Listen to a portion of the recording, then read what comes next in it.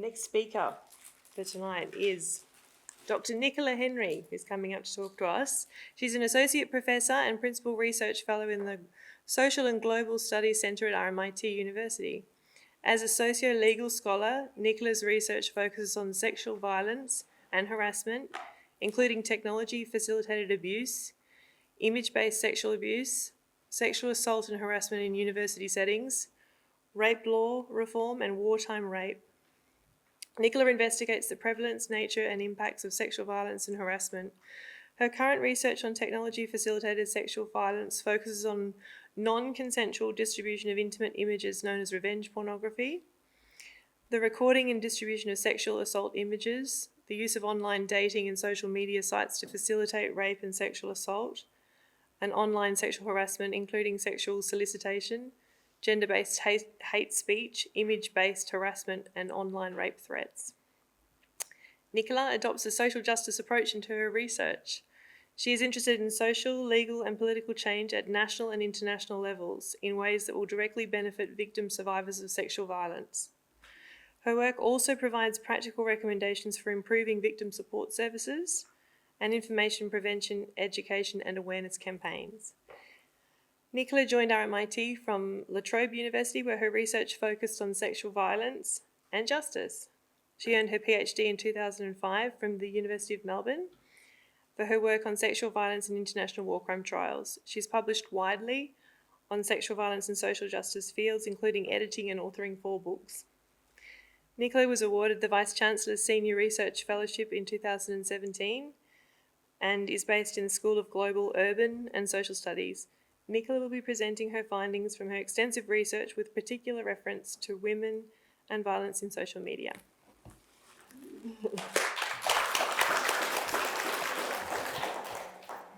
Thank you. I'd like to begin by acknowledging the traditional owners of the land on which we meet today and to pay my respects to elders past, present and emerging. I'd also like to say thanks to Imogen for inviting me to present at this important event tonight. So as Imogen has explained, I'm here to talk about violence against women involving the use of digital technologies. I'm sorry I have an iPad here. We don't have a printer at home. It might make me look tech savvy, but I'm actually not, even though I do research in this area. I'm not on social media. I have been on Facebook and I have been on Twitter, but I'm no longer on either. I'm also in a long-term relationship, so I've never tried online dating. And actually, I'd prefer, rather than going online, to be hanging out with my 13 chickens, my cats, my son and my partner at home in the garden. However, I have been doing research for the last 2 decades now, looking at sexual violence, as Imogen explained in the introduction. So tonight I'll be focusing on what we have labelled as technology-facilitated sexual violence. And this essentially is an umbrella term that's used to describe a whole range of different abusive behaviours involving sexual violence and sexual harassment with the use of digital technologies. So essentially there are 3 sets of behaviours that involve technology-facilitated sexual violence. I'm going to talk about all 3, mainly focusing on the third one, but I'll talk about the first 2 as well. The first set of behaviours is what we labelled technology-facilitated sexual aggression. And this essentially is where technology is utilised to set up a rape or a sexual assault. So for example, the use of a dating app to carry out sexually predatory behaviour. And there's been quite a bit of media attention towards this issue in more recent times. So a few weeks ago, Radio National's background briefing did a story about sexual assault and dating apps. According to the United Kingdom National Crime Agency, the number of people who report being raped on their first date with someone they first met online or on a dating app has increased by 450% in the 5-year period between 2013 and 2015, with women representing the majority of victims, particularly young women. A US study of 1,200 women who had used dating platforms in the last 15 years also found that more than 1/3 of their respondents said that they were sexually assaulted by someone they had met on a dating app. In Australia, it's estimated that 4.5 million people are using online dating sites. In our survey that we conducted with over 5,000 respondents back in 2015 in the UK and Australia, we found that 1 in 10 women and slightly more in the UK, of nearly 12%, reported that they'd had an unwanted sexual experience by someone they first met online. And these experiences differed significantly by age. So young women, again, between the ages of 18 to 29, were more likely to report these experiences.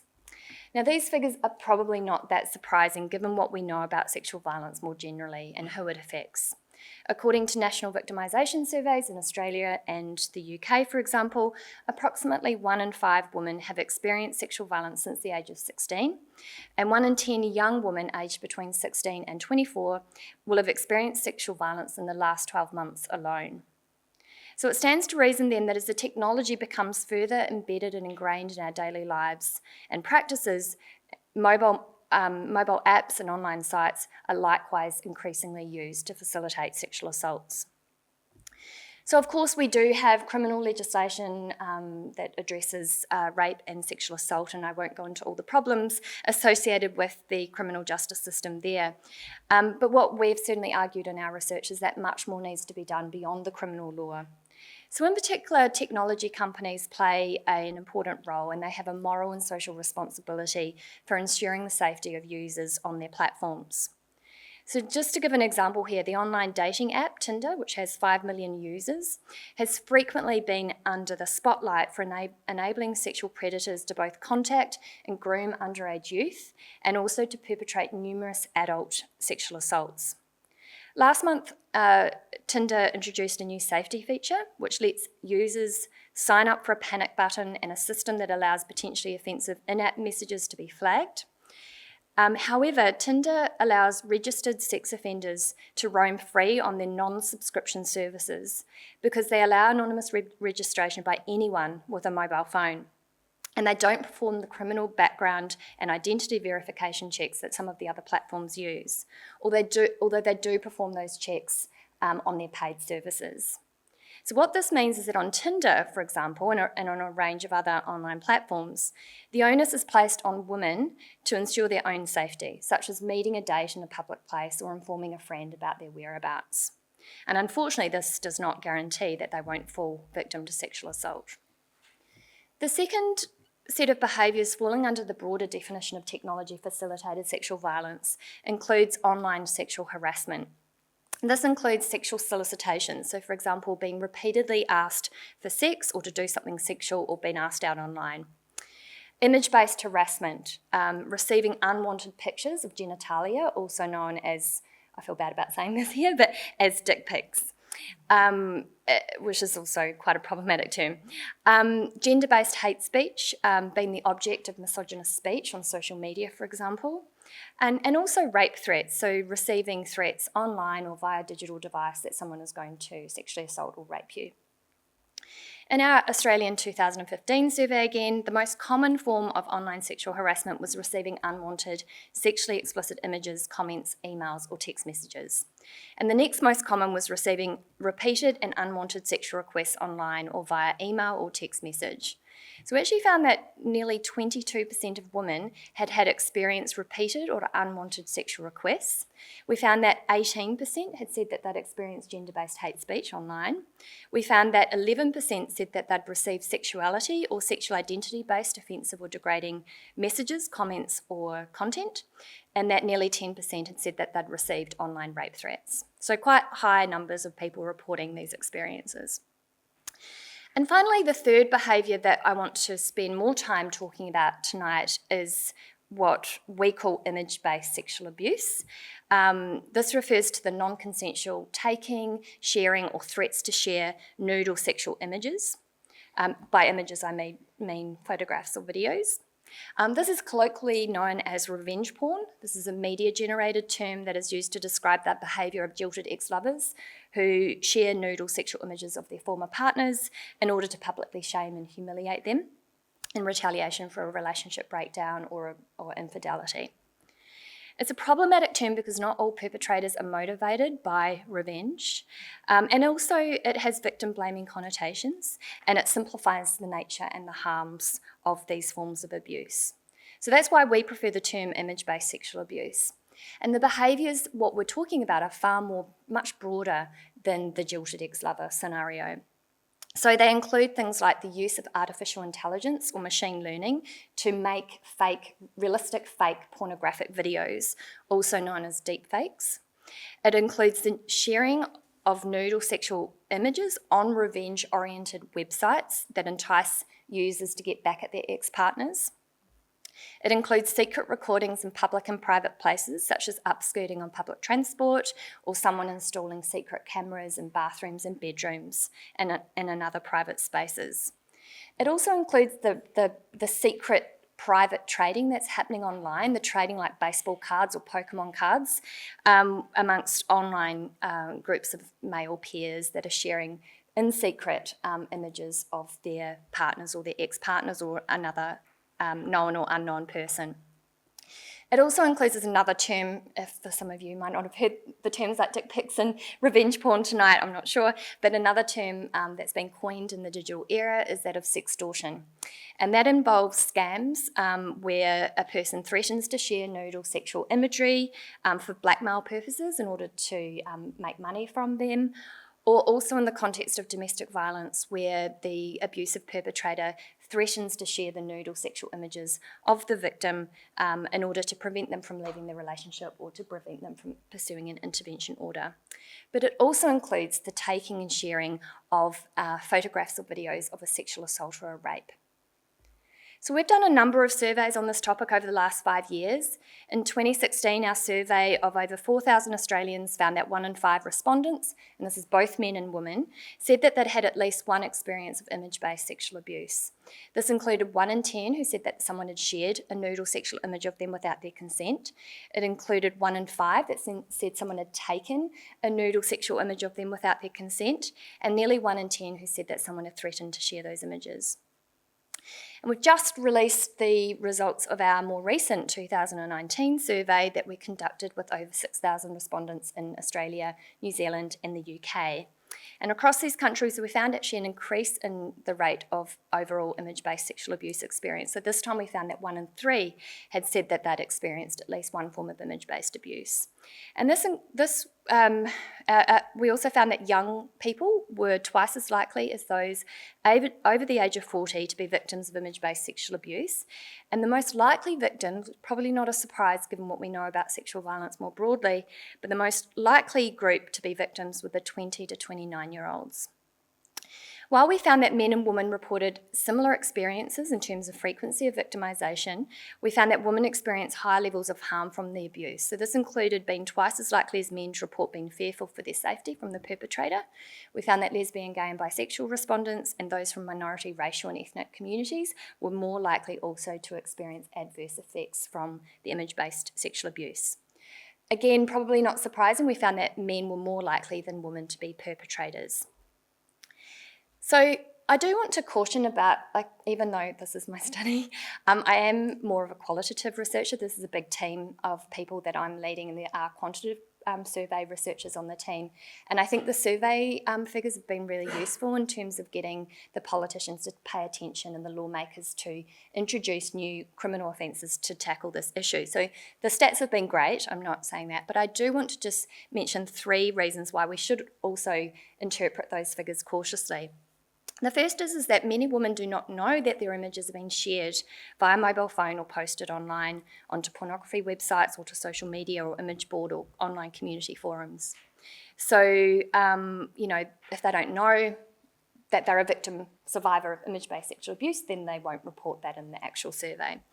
The second reason is that some people will say yes to having experienced image-based sexual abuse, but might not experience adverse impacts. So, for example, a group of friends doing a nudie run into the sea, for example, where someone takes some photos or a video, they may not be, some of them might not be at all bothered by their experience. Of course, some may be, compared to some of the more extreme end of the spectrum. So, for instance, you may have heard about some teenagers in the US and Canada. One example was the young woman Audrey Pott, who was raped. The rape was filmed on digital devices and then uploaded onto the internet. She suffered after that a brutal campaign of bullying and harassment, both offline and online. So really for her it was the rape, plus the filming, plus the distribution of that film, plus the bullying and harassment that led ultimately to her taking her own life. And unfortunately, this is not an isolated incident, and many others have taken their own lives after similar experiences or have suffered significant harms as a result. The third issue with the survey findings is that it can obscure the gendered dimensions of image-based sexual abuse. So especially when surveys like our own have shown that men and women are equally likely to have experienced image-based sexual abuse. And I'd like to be very clear here that men do, of course, experience technology-facilitated sexual violence. They do experience image-based sexual abuse in the same way that they also experience sexual violence and domestic violence. But what I'm trying to say is that if you were to go online, and which is what I've done in a digital ethnography that I conducted in 2017, you get a very different picture about the gendered nature of image-based sexual abuse. So I looked at 77 different online platforms. We looked at porn sites, social media, revenge sites, community forums, image boards, and blogging sites. And what we found that image-based sexual abuse was a highly gendered practice. Where did I get to there? With the majority of exchanges occurring among male users of predominantly female victims. And a lot of the sharing wasn't actually being done for revenge purposes. A lot of the sharing was actually being done in secret without the knowledge or consent of the persons depicted in the image. So just to give you a couple of examples, and I'm sorry some of these are a little bit disturbing, on the community forums that we investigated, some of them specialised in the non-consensual sharing or trading of non-consensual nude or sexual photos or videos of current partners. So on one forum, specific challenges were set for users, such as taking a nude or sexual image of their wife or girlfriend in a public place and then uploading the image onto this particular forum. Another forum was labelled the Degrade and Abuse forum. It involved users posting images of clothed or nude women and asking others to respond to answers about what they would do to her sexually. And an even more deviant and highly interactive forum was one that encouraged users to post their girls for other men to download and then re-upload them as a cum tribute, where a man ejaculates on a printed image or a screen of their phone or computer. Another trend that we're seeing also happening online at the moment is the rise of so-called deep fake pornography, where sophisticated techniques and artificial intelligence enables users to create realistic fake or synthetic pornographic videos. The creation of fake pornography is not a new issue, with digitally altered images having been made available in the past few decades, Photoshop, for example. But since the new developments in artificial intelligence technology, particularly since 2017, not only have the techniques for creating fake imagery become more sophisticated, but there appears to be a soaring demand for deep fake pornography, as evidenced by the number of deep fake websites, communities, forums, tools, and services. And I think something like 90% of all deep fake images are of women, mainly celebrity women, or well-known women. So that's a kind of a description of some of the findings around image-based sexual abuse.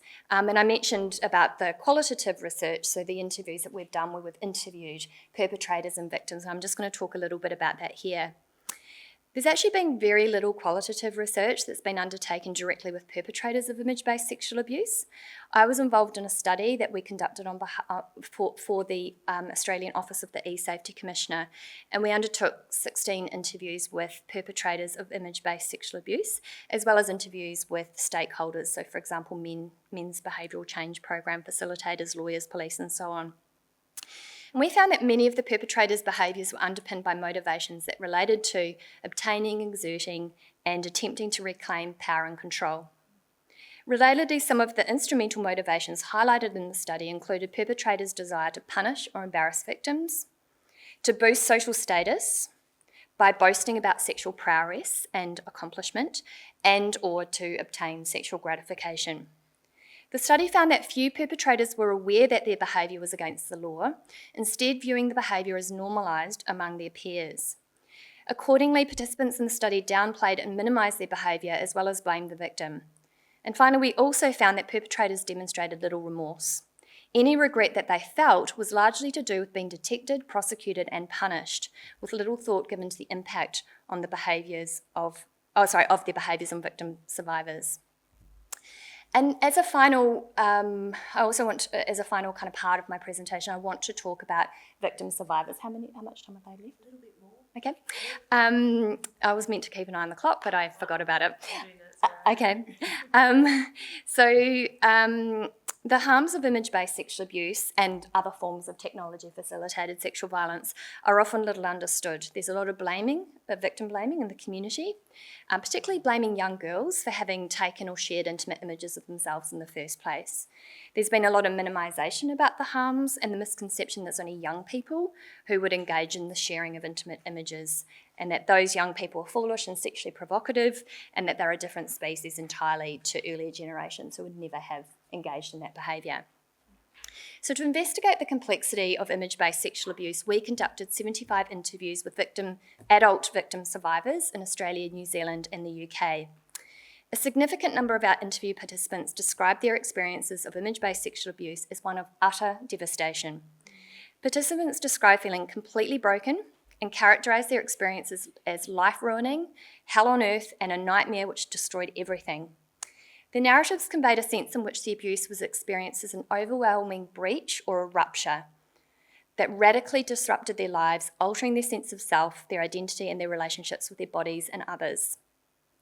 For these participants, their victimisation led them to delineate their lives before the abuse and after the abuse, in similar ways in which happens with having a baby, but also other forms of gender-based violence. Additionally, many participants reflected on their experiences of image-based sexual abuse were embodied, that they were experienced in and through their bodies, altering their sense of bodily integrity and their sexual subjectivity. In this way, social rupture provides a conceptual framework which reveals the holistic, situated and relational nature of harms, relocating the locus of harm from the individual and all their symptoms, as some medicalised trauma models do, to the entirety of the social fabric of the victim survivor's life, to the wholeness of their being in the world. So the idea of social rupture permits us to understand the harms generated by image-based sexual abuse as contextual. So as part of the intersectional identities and experiences in relation to systemic and structural inequalities and oppressions, such as misogyny, racism, ableism, and heterosexism. Many of our participants also spoke of the relentless, constant nature of the harms experienced, of the ongoingness and the endlessness. For some, this was the continuing nature of the abuse itself. For others, it was the living in a daily fear that their images would be discovered, or that someone out there would recognise them, having seen them online on some particular site. Victim survivors spoke about being perpetually vigilant, ready to take action if the images should materialise again online, constantly checking the internet to see if those images had appeared. Image-based sexual abuse and all those other behaviours that I've spoken about tonight can also engender a really profound sense of social isolation. So many of our victim survivor participants were socially isolated themselves from physical kind of gatherings, but also online as well. So they deactivated their accounts or they stopped engaging in the online world. And finally, many women participants talked about feeling consciously unsafe, reflecting on the omnipresent threat of sexual violence that women experience in their everyday lives. They told us how the sense of living in a hostile world pervaded by misogyny and underpinned by the possibility of sexual violence constrained their liberty and what has been termed their space for action.